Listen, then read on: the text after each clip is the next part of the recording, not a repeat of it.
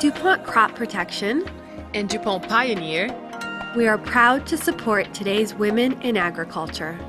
Together, we can feed the world.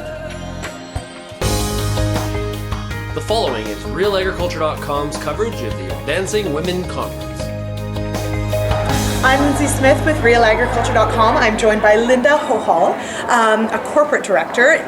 Great discussion this morning, Linda. It was, I know for me personally, it was wonderful to see someone take the stage and command attention as you did with such confidence, and just it was really inspiring to see.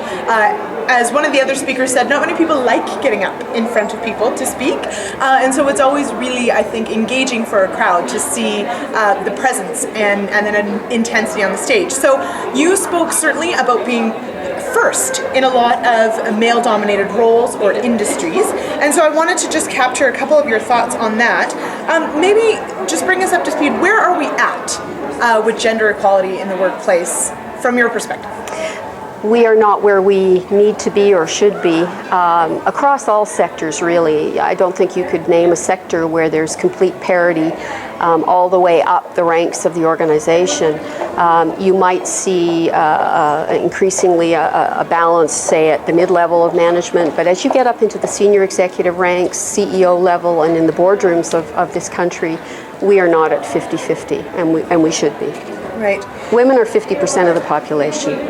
Right. So now you also touch on, and I think, you know, for me as a woman at a conference like this, at a leadership conference, part of these discussions, you made the important point that women and men are very different in fundamental ways, and to celebrate that, but recognizing that if we're going to work together at high levels of management, that we also have to sort of understand each other. Right. And so, what are some of those key differences between men and women? Well, research has shown that our brains are subtly different.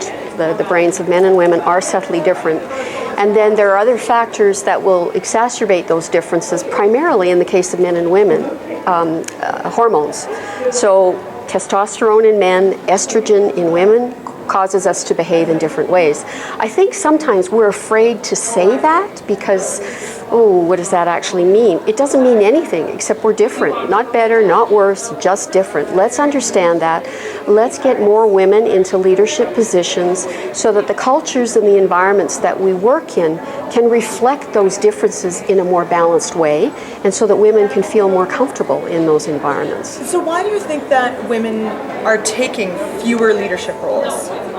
Well, I actually don't think it's that women aren't taking them. I think they're not getting them, and I think in large part that's because, again, people, when they look for leaders, tend to be like-minded. They look for people like themselves. When you see someone who behaves a bit differently, that can cause you to question their competence and their capability, when in fact they just may behave a bit differently, and that's the case with women. So I think given the opportunity, women will go for it, and that's proven. They just need to be given the opportunity. Right, okay, and so let's, we'll wrap with, for women, what is your advice then on ignoring perceived gender barriers or working around them?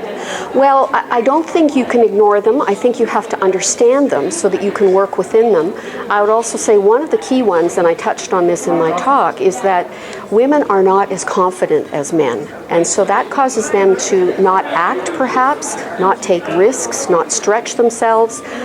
They need to realize that so that they actually do take those risks that men are taking. It's not that they're not as competent, they're just not as confident. Wonderful. Thank you so much, Linda. Okay, thank you.